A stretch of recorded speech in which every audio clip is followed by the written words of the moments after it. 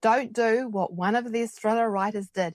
He would have had a 5-star review, but both the books I'm about to review are great reads. They are terrific thrillers, one a sci-fi thriller and one a psychological thriller. But one was a 5-star read and the other a 4-star book. And the 4-star book would have been awarded 5 stars if it hadn't been for this one thing. Hint, it's about reader frustration. I'll tell you about that soon when I outline my book writing tip series, tip number 2. I hope you caught my video on tip number 1, as both the writers featured in that nailed that tip, which was getting inside the character's head. Hey, if you like my content, please subscribe, like, and share.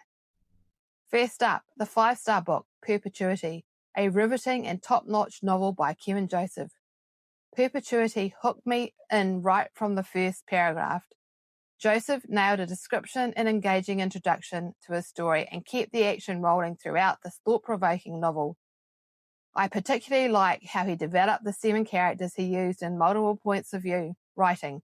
This added depth and colourful layers to the story, as well as priming up the readers for coming confrontations and danger facing the story stars. He got into their heads and you knew what motivated and worried the characters, especially the main stars. I was riveted by the plot line in Perpetuity and had to keep reading to find out what was going to happen next and how it would end. The premise of the book involves a mysterious woman who heals quickly due to special nanobots in her blood. When this is discovered accidentally by a doctor, a sinister corporation and strange Earth visitor want to get their hands on the blood for nefarious purposes. The doctor and woman are forced to flee, aided by some amazingly real and likable characters who help them change their identities. Of course, this can only last for so long. They are soon discovered and chased. I love Joseph's piece at the end of the book explaining how he wrote the book and what he hoped to achieve.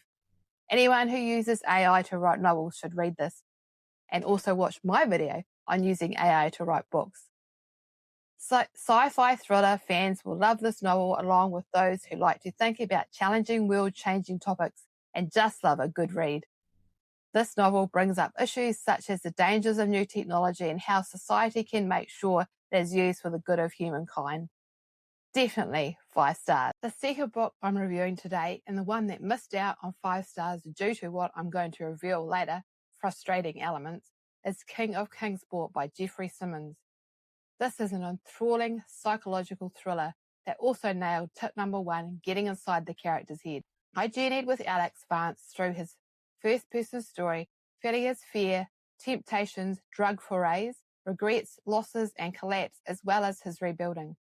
The book starts off detailing his plummet from high-flying business broker and company director with a luxury car and house, beautiful wife and 2 kids, to rock bottom with everything lost, or so it seems.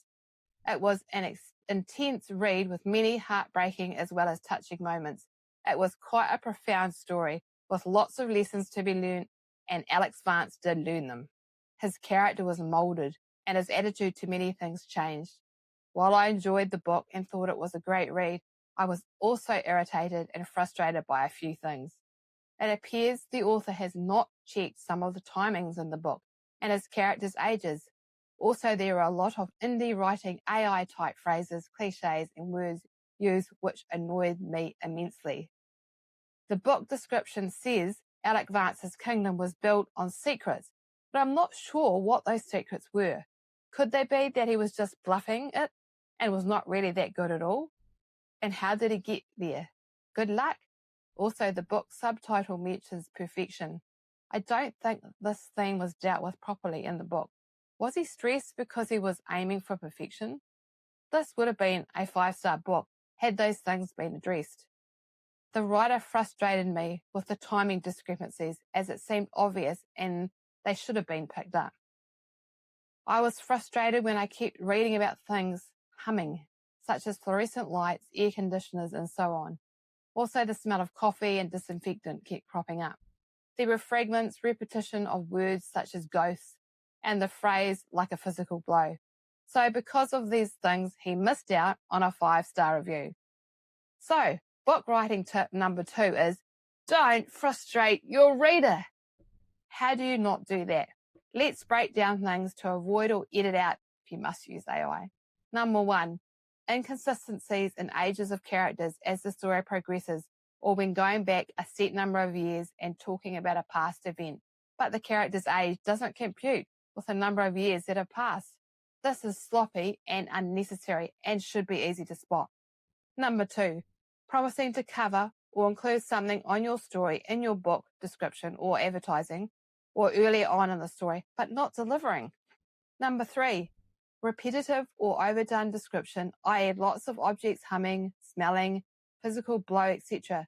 The next ones I'm about to say are not in the King of Kingsport, by the way. Number 4, not being clear who said what or which character's head you are in. That's really confusing and breaks the flow of a story, causing reader frustration. Number 5, cliffhanger endings. After I've invested hours reading a book, that's the last thing I want, and it leaves me feeling ripped off. Give me some closure. Number 6, basic stuff like typos and duplicated paragraphs. Yep, I've seen that. Number 7, love interests not getting together despite a lot of tension being created by the chemistry between them. Frustrating. Last year I read 2 mystery books like that, and it appears this angst continues throughout those series, which really puts me off reading them.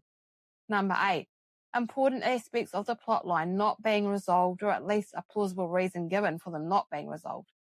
Number 9, having to trawl through very detailed descriptions or technical detail when I just want to get on with the story. Readers have good imaginations, so you don't need to spell everything out. Just give enough to set the scene, and the action or important development should come first. Here's an example. Her phone rang. She put her cup of coffee down, spilling it over her desk as she reached to answer. She froze when she heard the voice on the other end. Here you have the important event right up, the phone call from someone she appears surprised or not keen to hear from. You know she was having a cup of coffee at the time, but the author hasn't gone into detail about the fact she's gone into her office, made a cup of tea or coffee, is checking her emails, etc. before the phone call, and her reaction. Much more engaging. Hey, I'll cover more of this sort of thing in my coming book writing tips in this series, so be sure to like and subscribe so you don't miss out. If you can add to my list of ways readers can be frustrated, please add them in the comments below. And if you have anything you'd like me to cover, please also let me know. See you next time for tip number 3.